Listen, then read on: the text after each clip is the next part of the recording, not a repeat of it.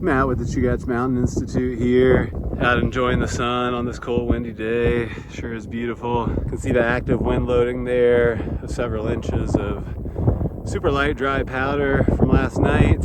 Lots of evidence of wind loading, multiple recent natural wind slab avalanches on several different aspects observed on the drive here. You can see the snow and wind filling in tracks from the weekend. Active wind loading going there pretty strong near Thompson Pass proper, the gap, the outflow winds as this high pressure builds in for a bit. Seems like blowing probably 40, 50 over there. Quite a bit more sheltered here, however. You can still see that wind affected snow surface. Two reasons you should always be paying attention to the surface of the snow, trying to read the snow just like a whitewater boater would read the water. You can see this Ripley snow here, super light and fluffy. It's not slabbed up. It's gonna be great skiing. It's also not likely to harbor a wind slab because it's just not consolidated into a slab. You move over here, you can see that snow starting to transition quite a bit smoother looking over here. Maybe you could say it's a little bit pillowy looking. Now check this out. You poke at that snow, you can see how it's a bit slabby. See those chunks popping up? My pole doesn't want to come up easily. So that's going to tell us two things. Number one, well, I guess number one, it depends on what your perspective is, a skier or a avalanche person's, but as a skier's number one, I mean, that snow is not going to make for very good turns. It's going to be grabby because it is consolidated into a slab.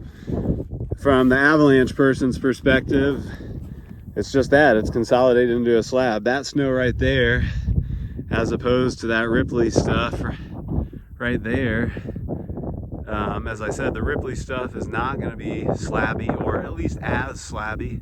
Going to ski better, going to be less prone to wind slab avalanche, whereas this smooth looking pillowy stuff is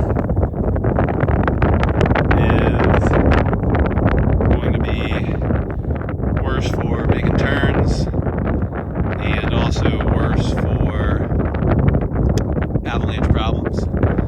If you're a sledder, it's also going to be a lot more likely that you get stuck in this sort of shit. You can see when you look out across the slopes here, there's pockets of the Ripley stuff, pockets of that wind slabby stuff. So you just want to be on the lookout for that. I'm kind of on this wind slabby stuff right now. You can see that mild sastrugi. You know, I step in it. Nothing. One thing you really want to watch out for is when you're crossing stuff like this, if you're getting cracks that radiate out from your ski, it's known as a shooting crack, and that's very indicative of propagation propensity of a wind slab avalanche. So those shooting cracks radiating out from your skis, your split board, your snow machine, those are the mountains. That's the mountain screaming at you that there's avalanche danger on steep slopes. Well, there you have it, folks. Wednesday, November 13th. There's the mountains. Number one tip to you: there is avalanche danger. It's a recent wind slab avalanche on that southeast aspect, probably about 4,000 feet. There's another look at one of those mini upper elevation north facing natural avalanches that came down during the storms early last weekend.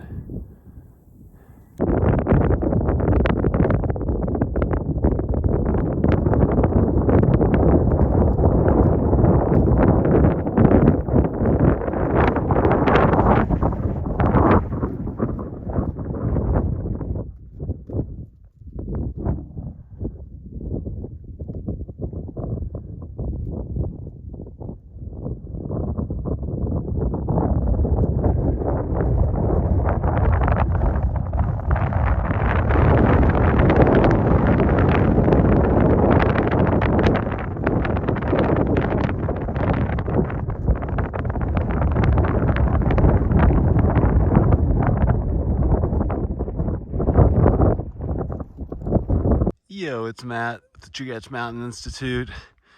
Back up at this spot again on Thursday because, man, this dark time of year, I just like to get all the sun-sourced vitamin D I can. Top of that, snow's not too bad. You can see we got weather coming in from the south.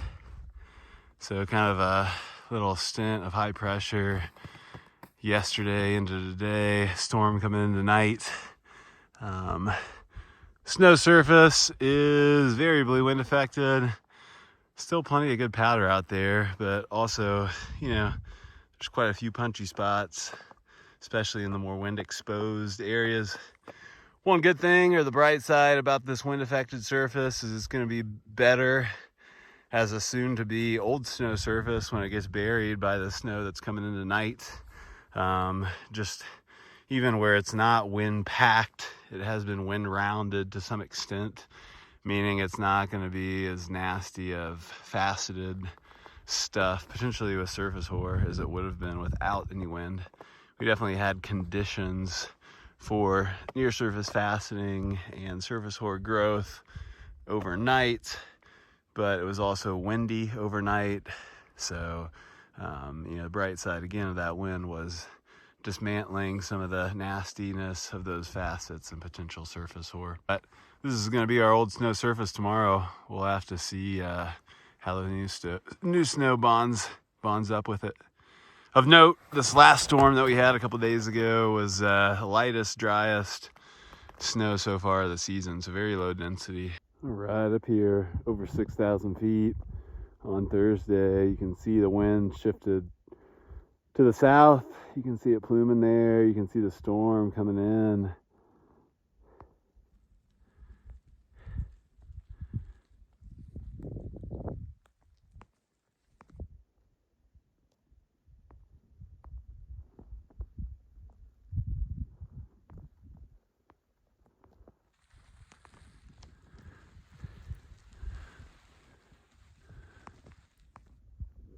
Sweet Wrangell views over there today.